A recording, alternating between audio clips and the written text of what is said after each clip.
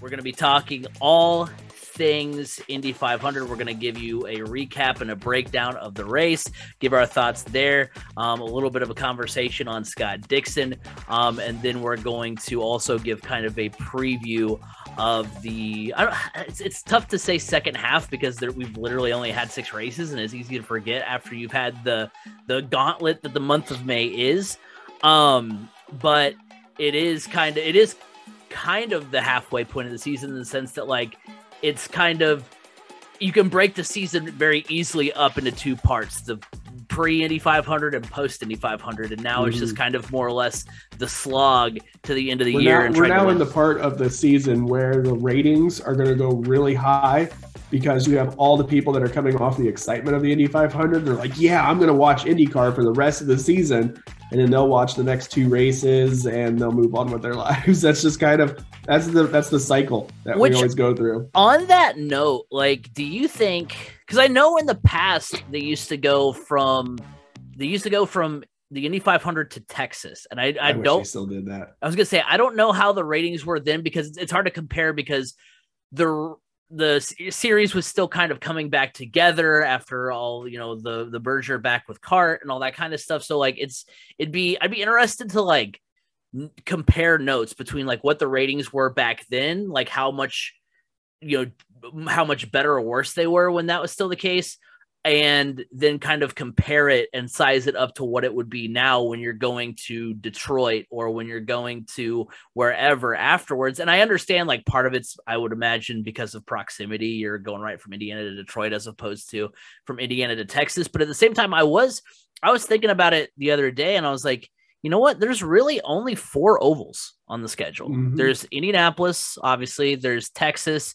And we're half done because all we have left is Gateway and then 2 races at Iowa. And so it begs the question, like, should we have like at least maybe one more oval and put it right after Richmond. The Indy 500? I would love Richmond. I love when they used to race at Richmond. That would be a good one. I mean, it's making me think of back in the day when they used to race at like Dover.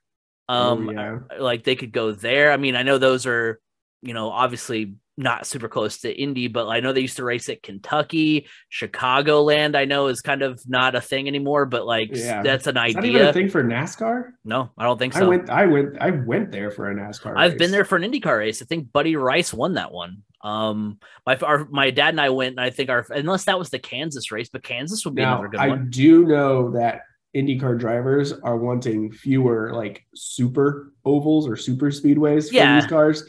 So, and I can understand that, but like Texas is their limit. I'm even thinking like, man, New Hampshire's a good one. What would like a Martinsville night race for IndyCar look like? Would that be Martinsville? Yeah, that would be a really.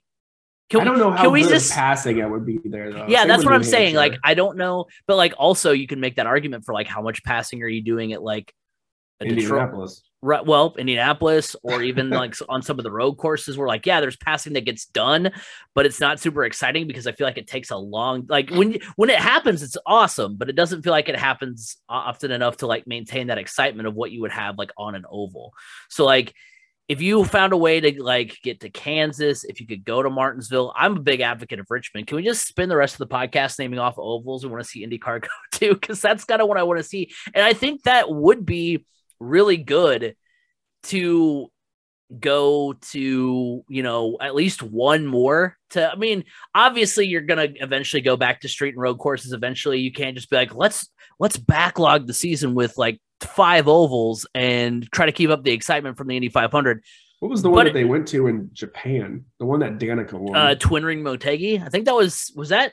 That was an oval. Right, it was an oval, but I couldn't remember that was an official race, so like wasn't an exhibition, right? Okay, it was an official race. I couldn't remember. It counted as her one IndyCar career victory, and it was like right before the Indy 500. Okay, I'm getting that confused with NASCAR because NASCAR used to race an exhibition race at Twin Ring Motegi, and I was like, was it IndyCar or NASCAR that had the exhibition race there? But yeah, and if we want to look at new, oh wait, they've already done it. Never mind. I was going to say COTA. Circuit of the Americas in Texas, Austin, Texas. Right. F1 races there. Colton Herta won there. Right, but that's a road course, though. Yeah, I was thinking if we're going to talk about other courses like road courses, I would want that one. But well, I mean, as a former NASCAR fan, well, all right. As a former NASCAR fan, I definitely would be an advocate of Watkins Glen, Sonoma. I still call it Sears Point. Yeah. And then you've got, I'm trying to think, because I don't know a whole lot of other road courses that like come to mind immediately. I know, yeah. I mean, those Mexico City one that Xfinity does. That's an oval. Yeah. Yeah, that would be a fun one because one of your premier drivers is Pato O'Ward. Yeah. So yeah, I mean, I just think that like I said, I know you can't, like, the ratings drop is going to happen eventually, but I think doing one more oval before going away from it. Homestead. Take him to Homestead. Yeah. Because, I mean, dude, now my brain's all hung up on Richmond still. See, what do they need to do? They need to do a double header weekend. You got F1 on the street circuit in Miami, and you've got IndyCar at Homestead. Ooh, there you go.